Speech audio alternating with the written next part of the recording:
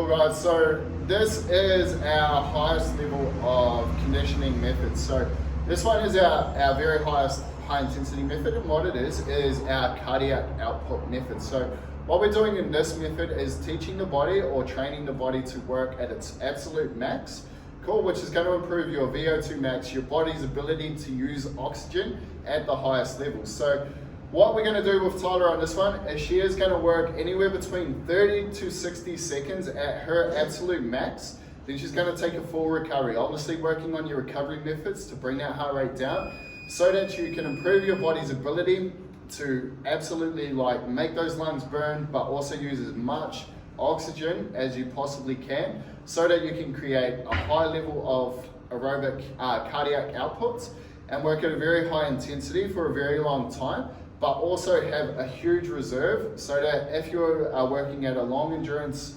effort, a long endurance sport, your threshold and your ability to work really hard is very, very high so that you can maintain a consistent pace throughout the day. So Tyler's going to jump in, she's going to do 60 seconds at max effort, and we're just going to see the intensity that she's going to bring to this. And go 60 seconds as hard as you can. You still want to control your energy here, so you want to make sure you reach the full 60 seconds. So she keeps working, getting that breath in through the nose, out through the mouth, out in through the mouth, out through the mouth.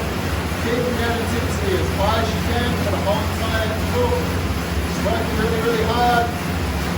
Got about 20 seconds to go, so she's still keeping that line. Still working, keeping that breath in, breath out, and done. Cool.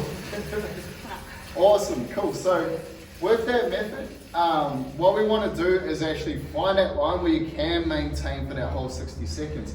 If you're doing this too soon in the training phase, and this is a really good example, and basically Tyler's at a start of a training phase, so this is what we're working up to soon. So she's going to get a lot more of this soon, and she's really going to love it.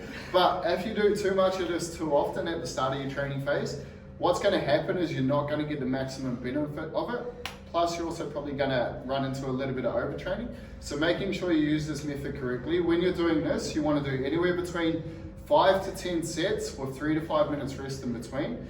But you also want to make sure every single interval has the same amount of power output each time.